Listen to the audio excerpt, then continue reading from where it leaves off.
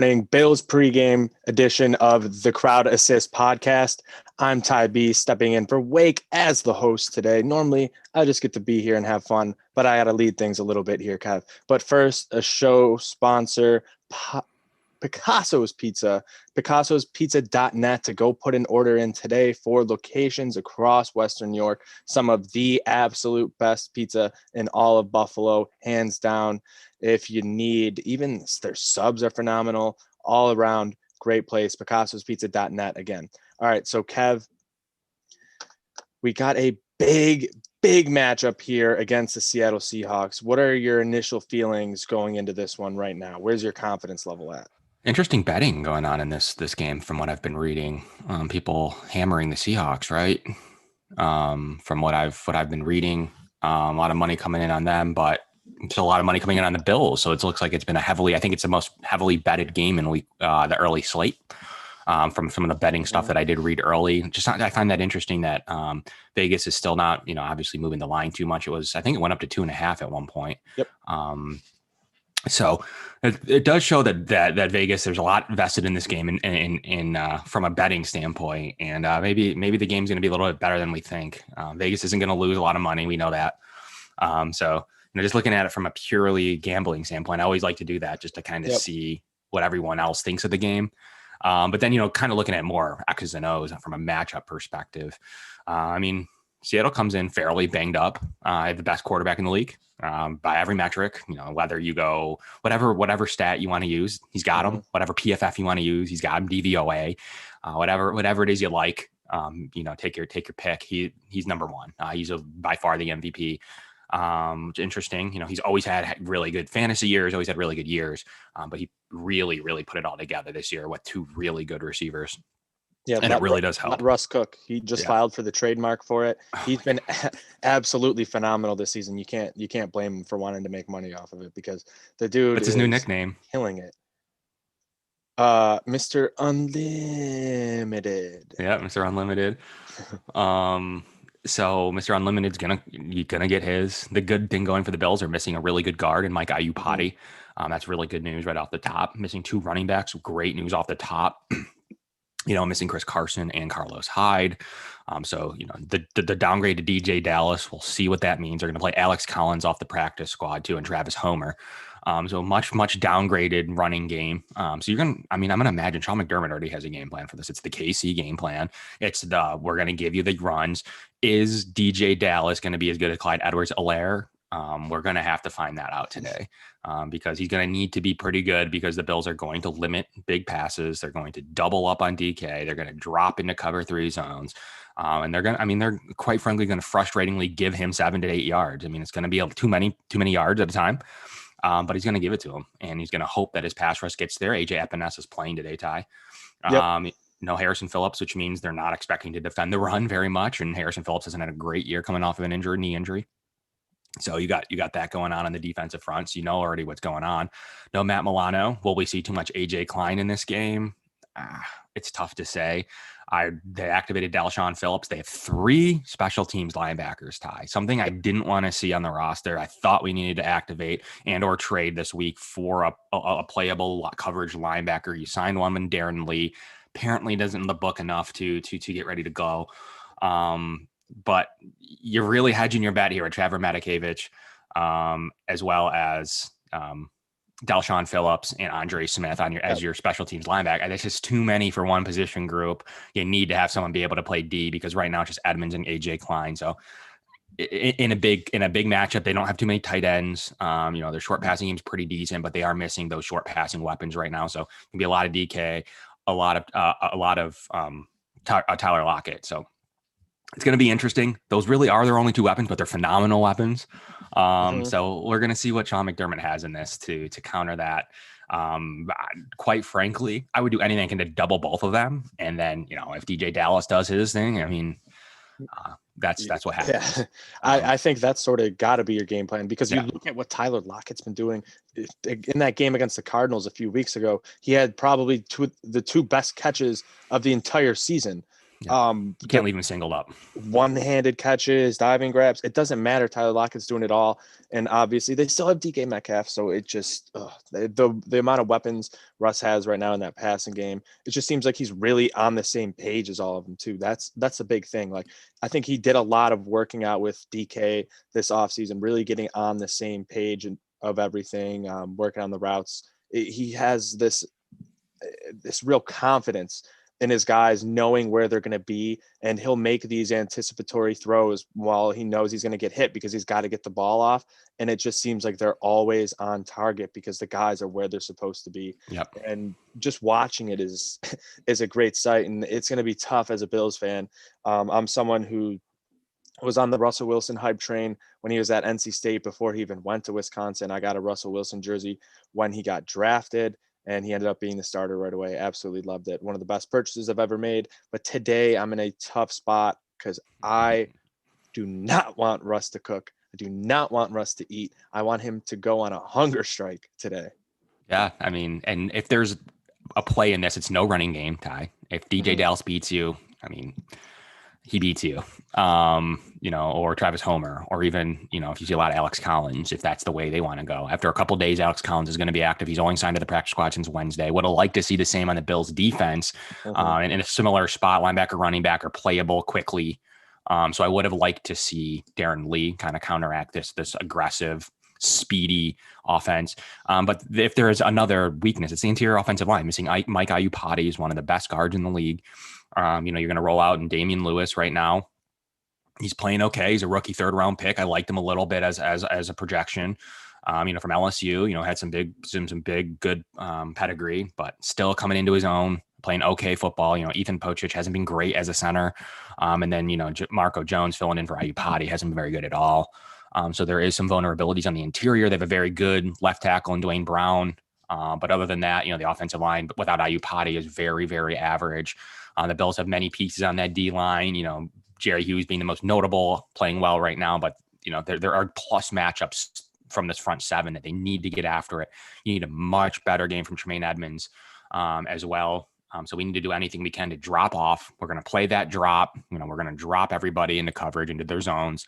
We're going to try to limit Russ running, and DJ Dallas is going to have his. So if they're patient and they run the ball like Casey did do, they're going to get their points.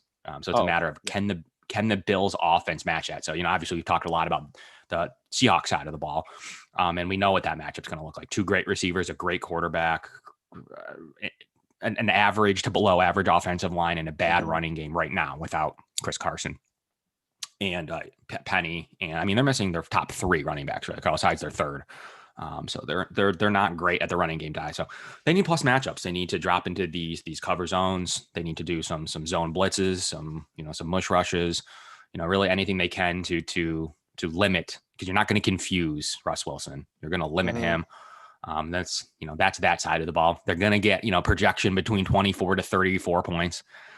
So can you match that? And can you, instead of making it 34, can you do whatever you can to make it 24? That's the goal. That is absolutely the goal. And how do you do that? You sustain drives on offense. You do what you did against the Patriots, although that game did come down to a nice play by Zimmer. It's not what you totally wanted to win the game. But offensively, Tim Hortons delivery. Yeah, that's what happens when you get friends who come down from Long Island. They want Timmy's every day, so you get Tim Hortons every morning. They deliver there? No. Cat's delivered for me. Oh. All I can see is your bills. Your nice bills, at New Era Field. No. I'm at New Era Field. Oh, okay. Yeah, duh. So I thought that maybe Tim Hortons had like a delivery service to Ty B's residence. Well, my suite at the game, yes. Okay. Your suite. Well, it's sponsored by Tim Hortons. Obviously, the Bills are sponsored. Yeah, something like that. Clearly, Ty B is getting Tim Hortons hookups. That looks good, by the way. But when you look at the matchup, Ty, we need to run the ball. The Bills need to run the football. They need to control the clock. But at the same time, you can't get too dedicated to that game plan because they're going to score points. So yes, you're trying your best to limit the Seahawks possessions. That's what it comes. They're going to score. The more possessions they have, the more points. Basic math that everyone took at some point in their life. More possessions, more points, better for Russ. He's not going to turn the ball over. Had a few picks. Was it against Arizona in their one loss? Yep. Other than that, they're that was not what going to really turn the killed ball them. over. It killed them late. Still in almost that game. won. Yeah, and it was a real big comeback from the Cardinals. I think they were down to, I think the Seahawks were to like 98, 97 win percent probability. Was it that high? Yeah. And then obviously DK Metcalf running down Buda Baker, which is still that's going to be one of the greatest all-time memes. That thing's going to stick around. It's funny that it didn't matter. Many legs. Yeah, it literally didn't have any effect really on the outcome. But in a week six, it's such a random play. Like you just don't, because so many guys just give up all the time, and you would think. In fairness, they can't catch him though. I mean, he's not a slow guy. It's not like a defensive lineman. No, Buda Baker, like these safety, like I think Buda Baker ran like a 4.5. Yeah, he's not slow. I mean, he's not the fastest guy in the league, but he's certainly not slow. And he had a good break. He had a good angle. Looked like he slowed up, either that or got tired. But it doesn't matter. I mean, DK Metcalf's going to make those plus plays. Yep. Let's talk about DK for 1 second. The Bills had him in their crosshairs. Are you doing Trey White on DK? Yeah. Or on Tyler Lockett? No, you got to go on DK. Tyler Lockett, you're going to have to play with a Levi Wallace type of match. Trust me, Levi Wallace against big, physical, fast receivers, not good. No. He struggles against Preston Williams. He struggles. You have a chance with Levi Wallace in zones against not as physical receivers. He struggles against the Preston Williams, the big receiver from Miami. He struggles against that big, physical AJ Brown type of receiver, like DK Metcalf. Do not put him on DK. It is not a good matchup. I think it's not, obviously Tyler Lockett's not a good matchup either, but I think some of that would play to his advantages, and give him a little linebacker help over the middle and safety help behind him. That's good. Those are the zones you want. You don't want anything to do with him trying to break on the ball against DK, because he's not going to tackle him either. So I don't like that matchup at all. I think you have to flip it. I think you go Trey White on DK. I don't know how much he's going to shadow him in this one, Ty. But if I was, because Tyler is just as big of an asset, but I think you match up with DK the entire game. You say Trey White, go in your money. You match up with DK. We'll do what we can on the other side of the ball, but you do you, and limit him like Arizona was able to limit him. So they need to do something very similar in this fashion. So that's what you do. But if you talk about DK, I was shooting for the Bills to take him when they traded up. The Bills needed receiver. Obviously, you can go, they have Diggs now. I mean, but this was a year later. He was in for a visit. He was said to even be a target, where they were going to take him, where Ed Oliver was. Do the Bills, I can't get away from him it being such a need, how much he would help the team last year. It hurts. It pains me to know that was like a 1-for-1, and Cody Ford struggles playing 3 different positions. And I thought that was the biggest need on the roster, especially after you win defensive line to start the draft. So that one pains me. You can always say Gronk over, whoever. This was like an exact example where the guy was in town. He was said to like us. We were said to like him. We only draft from our pre-draft visitors, especially pre-COVID. And that was a big thing, especially early in the draft. It's a bummer. I mean, I think they really liked him. I think if Cody Ford's off the board, as well as Greg Little, who went before him, I do think that DK Metcalf's a top target of the Bills. And that's kind of the unfortunate part. By trading up, you traded out of DK Metcalf. And then you would have had more 3rd-round picks too. So you would have had DK and your 2 3rd-round picks still. To me, it's a bummer. And it hurts even more that he's so good and Cody Ford's struggling. That one will stick with me for a little bit because of how much the Bills needed a receiver at the time. It wasn't just like just take a player who's really good now in hindsight. No, it was a direct correlation to needing a player. I think he would have helped out Josh Allen a lot last year. I think they would have won a playoff game with him last year. And I don't know how that would have worked out with Diggs. It would have mean no Gabe Davis, who has struggled in recent weeks. But, you take Cody Ford and Gabe Davis and you make that trade for DK Metcalf every day of the week. So Ty, I don't know. I'm not usually a what if guy. I don't like to do that because you can say everyone passed on Russ Wilson a bunch of times. Everyone passed on Tom Brady a bunch of times. Even the Ravens passed on Lamar Jackson for a traded tight end that they traded by now in front of Lamar Jackson. So you can't sit here and tell me that hindsight is 2020. We don't need to play revisionist history. No, but this is we would love to have him, but but having Diggs and the receiving core Right. coming together the way it has, like you can't be too upset about it because Brandon Bean still made some really good moves. Right. Another thing I want to bring up about this game, yesterday was the 4-year anniversary of the last time the Bills played the Seattle Seahawks. We all remember that disappointment on Monday night. Good game. Dan Carpenter getting ran into, the missed call, Tyrod not being able to find anyone on 4th and goal. Yeah, it was a good game. Yeah, phenomenal game. I was watching it at CNS, going nuts with some friends, but uh, obviously Bills weren't able to pull that one out. But it's super exciting game. Tons of action on both sides of the ball, both offenses doing some crazy stuff. I think that's sort of like the recipe for this game, where it might be very, very close until the end, with both these teams being able to put up points in droves at times, where we might see, something like in the UB game where we see, 3 touchdowns in a 5-minute span or something like that. You never know what you're going to see when you have two teams that have a lot of, MVP type caliber players, all pro players on their rosters at different positions. Obviously, we talk about that Seahawks defense not being great all around as a unit, but they have some real big key pieces there still. So Yeah, no, I mean, getting the Inactives real quick. People probably know him by now, but it's the usual from and TJ Yeldon and Taiwan Jones are hurt. So it's interesting to know if the Bills even have a short-term injury at running back in this game, even a minor thing that's a quarter or 2 or 3 or even a game. It's going to be the full load to the other guy. Yeah. So they do only have 2 running backs active in this one. Mitch Morse, obviously out with a concussion, was practicing a little bit. Should be good for next week against Arizona at the very worst post-bye. So we'll see. Hyde was out a week, so that's kind of the protocol. Looks like the Bills, at least in this year, that they're following. So you should see Morse next week. Then Lee Smith is inactive, as well as Harrison Phillips again. So they're kind of flipping between Harrison Phillips and AJ Epinesa, 2 recent higher draft picks of Brandon Bean on the defensive line. So we got to make sure that, hopefully, we're figuring that out, because next year that they're going to need a lot from some of these young defensive linemen that they're investing draft picks into. So the swapping there is kind of an issue, but I think they're going with Epinesa, who has shown the ability to rush the passer a little bit, struggled against the run. Kind of thought it might be the opposite pre-draft, where he might be stout against the run, maybe struggle a little bit against NFL in the pass. It's been the reverse so far in this season. So they decided to obviously go with the pass rush there, which, is fine with me. But then obviously you're going to see Jay Kumaro today. I think that's your replacement for Taiwan Jones, little special teams. Might be a little scat ability on offense if you need them, but you have 7 active receivers, Ty. I don't think you're going to see too much Jay Kumaro. I think that's a special teams move, but hey, I've been more shocked to see him starting in 4 wide receiver sets instead of Gabe Davis, who has struggled, needed to catch that ball last week. And some of those things were the things I saw pre-draft with Gabe Davis. Why I wasn't super enthralled with the pick in the 4th round. Had a couple of big early weeks, has tailed off for his team. Game plan stuff, of course. So we'll see if any of that plays a role in it. If John Brown should be healthy.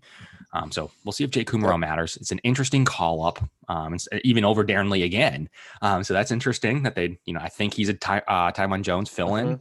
But we'll have to see what they do with Kumaro. And then Dane Jackson's obviously active off the practice squad as well. Expecting a shootout, can't have an injury to one of the three corners, even though I'd play him right now over Taron Johnson. Especially Taron's biggest strength is against the run. You're not going to be focusing on that today.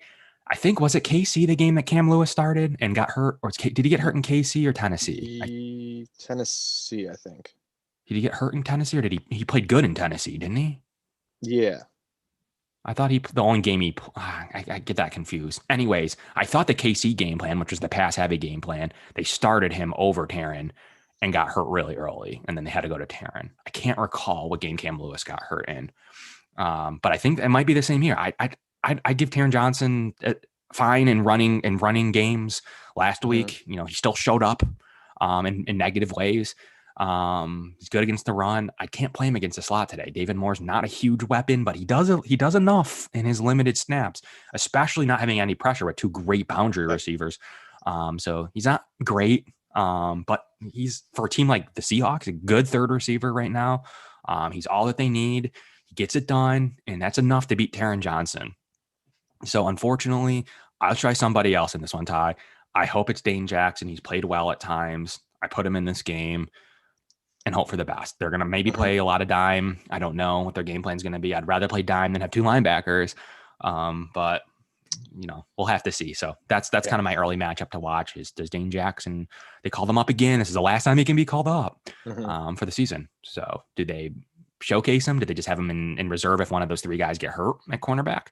I don't know. We'll have to watch what Dane, the plan for Dane. I don't think he's going to play teams. So I don't know what the plan for Dane Jackson's going to be. And I'm interested to know if Kumaro is just that special teams fill-in, or does he have 10 snaps on offense?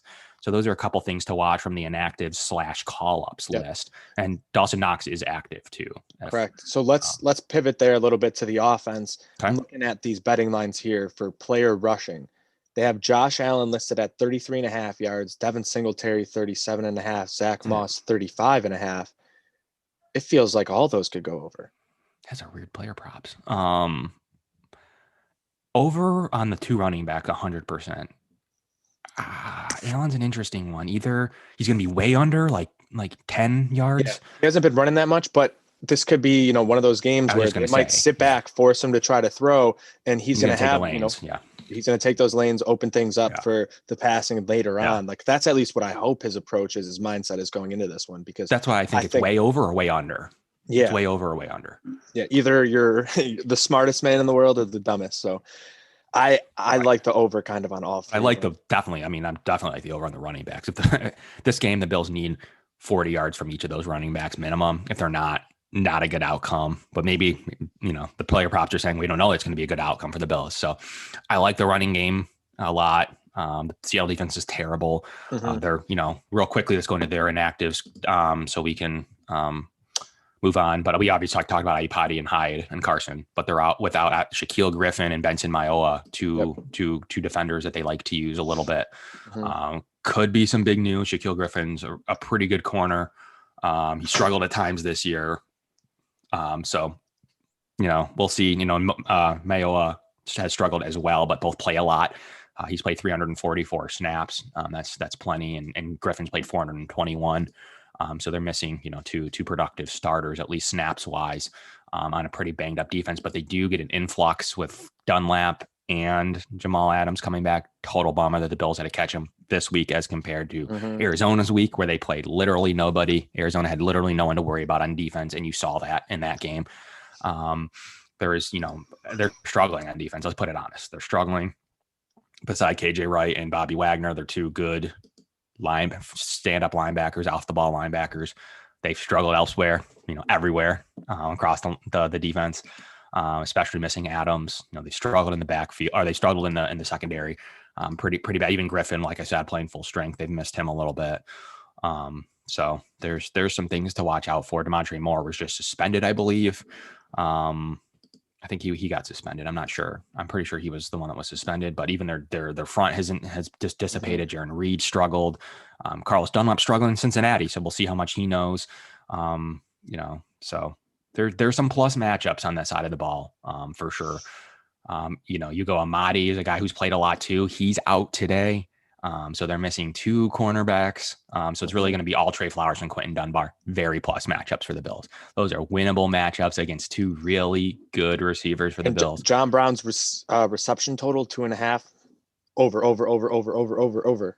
Yeah, that's dipped, obviously, like you mentioned in recent weeks, just like Josh Allen's rushing. Because of the injury, yeah. He needs to get going this week against, so we'll see who's going to be matching up on who.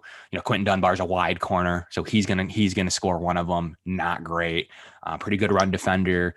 I like him a little bit, but he's not a good number one cornerback, especially right now. And you're going to have Trey Flowers on the other side, not good at all.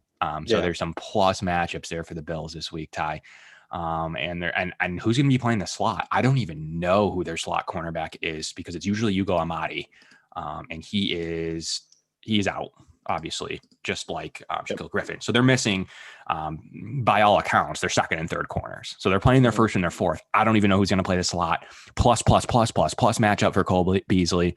I don't what does he have any player props? Does Beasley have anything? Let me pull him up. I think he was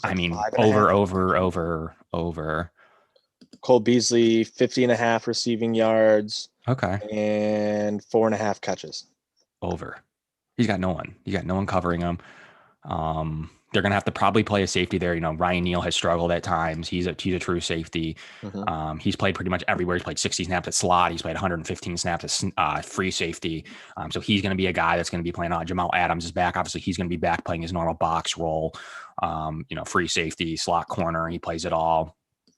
And then Queandre Diggs is another guy that I believe that you'll see a lot of playing free safety. Yep. So they're probably going to play those three safeties a ton with the two corners. That's going to be their look that they're going to play in this one. So that's something to look out for. Damaris Randall's a guy they have, a guy that's been productive in the past, but he doesn't play a lot of snaps. I don't know if that'll change today. As far as cornerback goes, they have no other cornerbacks that have taken snaps in the season except DJ Reed Jr., who played a lot of snaps last week out of the slot. So he's going to be the initial guy, DJ Reed Jr., who's going to get those slot snaps. Really not playing except for last week and not playing very well. So DJ Reed Jr. versus Cole Beasley, I'm imagining they're going to go off that real quickly and probably put one of those three safeties I mentioned somewhere near that, because it's not going to go well. Or maybe they'll just start off with the three safeties. I don't know. But a 5th round draft pick from 2018 hasn't played well this year. He's expected to fill in, I believe, initially. Or if they're like, no, we don't like that matchup because the Bills have a slot receiver, maybe they play that matchup against, and they can rotate their safeties against someone without a slot receiver. But I don't like that matchup at all. I think they'll go off it quickly if they don't start the game without a different slot corner, because they've lost two pretty big corners. So they're struggling in this game in the secondary, heavily struggling in the secondary. Have the plus linebackers and their defensive line. We'll see if Carlos Dunlap brings anything to this table. As I say that, he'll get 3 sacks today, Ty. But beside that, a couple good linebackers and Jamal Adams back. It's a bad defense. 32nd in the league. Yep. And thankfully, Robin Mundy's turkeys are around, wishing the Bills good luck today. We need it. We'll need all of it. It's going to be a tough matchup. Normally we'd pick every game, but we'll just go pick, some storylines from some of these bigger matchups. Obviously, the Browns get real lucky being on a bye week when Baker Mayfield gets placed on the COVID list. But looking at this Ravens-Colts matchup, this should be a great game. Ravens are actually +1, I think. I don't know if it's a sucker pick or what, if they're just trying to bait me in, but it feels like the Ravens as underdogs, just free money. I know this, but doesn't that scare you? Like it's just too free. It's like I'm like a rat staring at the cheese on a trap right now, and I'm like, I might be able to get it without, getting caught. But without that thing coming on me. Yeah. Like I think it's too free. Like that's something about that scares me. Indy showed up. You guys picked against me last week with Indy. They showed up. Yeah. Phillip Rivers is balling. They usually play pretty bad with the roof open though, which is weird. Is that the stat? And the roof, and the roof's going to be open. So, that's an interesting stat. I'm taking Baltimore. I'm not sure. Like, I like Indy a little bit. Their defense is great. Lamar's struggling. They don't throw to Hollywood Brown. He is complaining. Man, I'll take Baltimore, but I'm not feeling as free as it should be. Yeah. Another 1-point spread game. You got the Las Vegas Raiders at the Chargers. Should be a really, really interesting matchup. Raiders -1 in this one, slight favorites. I think that's another one where I'm like, is it just free? It's only a point. That's giving Vegas. It out? Yeah, that's Vegas to me at only a point. I like what Herbert's doing. I think he kind of had the underrated treatment. Little Josh Allen in him, big arm, big guy, big player, big game player. Not enough on that team to get it done though. Keenan Allen's been sick all week. I think he did get cleared with that sore throat that he has. They've had like 35 1-point losses over the last 5 years. Can you pick them in a 1-point game? You can't. You're literally stupid to do that. Yeah. Vegas knows that. They gave a point to Vegas. I'm going Vegas. I think they're pretty good. I think they're pretty underrated. Yeah. They took care of KC. They do have some down weeks. They look good when I saw them against the Bills. I like Vegas a little bit. I actually like them to take that 7th playoff spot. Yeah, I wouldn't be surprised. I think they're kind of poised to have it right now. Yeah, it should probably be them or the Dolphins, likely. Dolphins, yeah, that's the battle. And speaking of the Dolphins, Tua made his debut last week. Was honestly pretty bad, but they won because of everything else that happened. Lucky. Jared Goff just absolutely handing them points over and over again. 500 yards though, man. My dad lost. It's incredible when you look at the stats. It's just turnover is literally were the story of the game. and they can win or lose you games very easily in the NFL, and we saw that happen. Turnover makes up for like 100 yards. That's Tua, like I what I think, thought had of. the lowest passer rating in the league, if I'm not mistaken, last week, like 9 of 22, 83 yards, something That'd be like the that. lowest in a win this season. Yeah, absolutely. What do you think about Tua in this Dolphins team right now? Myles Gaskin was a pretty good piece of that team out 3 weeks. He was their best running back by far. They're missing, Breida, who's been a bust for them. I had high hopes for Breida. Can't even get on the field. Jordan Howard's been trash. He's like rushing for 1 yard a carry. He's going to be their lead back. Stream him in fantasy if you need a flex, I guess. But Miami's offense is terrible. Thought it played pretty well. Gesicki's gone. I mean, he's doing nothing right now, even after those two or three big weeks to the season. Don't love their offense. I think their defense is really good and competitive. They're actually number one in scoring defense. Very lucky stat, though. They're like 15th in yards. Very lucky stat. They're playing really disciplined, good defense, winning them games as we saw against the Rams. Don't love that Dolphins team, though. That offense is just not good enough to get it done, especially as we approach in big November and December games. I'm not going to pick them very much down the stretch unless it's the Jets or another plus matchup for them. I don't see them being more. I mean, on a high end, I see them getting to 7-9. Luckily, maybe to 8-8. 9-7 would absolutely floor me, but I'm hesitant to pick them much more than 7-9. Yeah, I like Kyler and the Cardinals in this matchup. Yeah, I think with their offense, so high powered as it is, we saw the Rams, turn the ball over a bunch, but they put up a ton of yards on the Dolphins defense. You can pick some matchups out and exploit them a little bit. And I think the Cardinals are the team that have the weapons to be able to do that. So we should see them win. I think they should cover that 6-point spread too. So I would think just so. one last matchup we got to touch on: Saints Buccaneers. This is a great game. Looks like the weather though is going to be a big factor. It's supposed to be real windy, possibly some rain and whatnot. The over-under line has moved a bunch towards the under because of that wind. We normally don't see the rain shifted that much, but it's always the wind that does. Bucks right now 3.5-point favorites. So rematch from week 1 where the Saints looked really good. Drew Brees got a big win. Tom Brady, we thought, is he done? They bounced back and they've been playing really good football. What are you liking in this one, Kev? What do you think is going to happen? I like Michael Thomas game. I like him back for the first time. I think they've done really well without him at times, struggled at times. They get their receivers back. Is Emmanuel Sanders back from I know he's off the COVID list. Is he playing? Do you know? Not positive. I think he's supposed to. I know he's been I mean, it's a plus on the offensive side. That's enough to set them over the top. I like New Orleans in this one. I picked them to win the division preseason. When they are healthy, they took care of Tom Brady. I like New Orleans. I think they get it done. I think they have enough firepower. Breeze is playing well enough. Kamara's one of the best backs in the league when he's going. Michael Thomas is back, and everything of a top 5 fantasy pick. I just like everything about the Saints in this game, and I think Tampa will finally succumb to some lucky finishes lately, and I really do. I like the Saints in this game. Yeah, that's going to be a very fun Sunday night game. I'm glad that's on Sunday night and we don't have to worry about the Bills all day long. And I'm just anxiously pacing around because I'd put a hole all the way to China on the ground because I'm going to be walking back and forth till this game starts once we get off this call. I like the Bucks. I think I'm going to lean Bucks. I'm not going to make a play on that game. I'm going to keep my money away from it and just enjoy that entertainment. Hopefully, win in those early games. So we're just counting money during the 8:00 game. That's always the plan, right, Kev? Yeah, that's when you're getting plus territory, playing with house money. So the cliche. And then maybe you do make a play and get some more entertainment value out of that. I mean, your degenerates are going to be looking at it like, I got to make a play. I can't just sit here and watch this. Fantasy's not good enough. I didn't even play fantasy this year because with everything going on, like why it just doesn't make sense. Just didn't make sense. There's just be so many unknowns. I just didn't want to take a risk. Like you get guys popping up with COVID the day of games, day after game, like everything's happening at an unbelievably quick pace. And it's tough to keep up with everything right now when it's just a complete shit show at times with all the COVID stuff going on right now. No, it's true. I mean, then you see else, all the gatherings like yesterday. I mean, it's just tough to see. People have fatigue, and we got to stay tough in this situation, and keep this away from us. As much as an exciting football victory does matter, Yep. and other things. So we'll see. Hopefully, the biggest thing is that we can't even have fans here. The big game today. People on all sides of the debate on that. There's been no transmission outdoors with some distancing going on.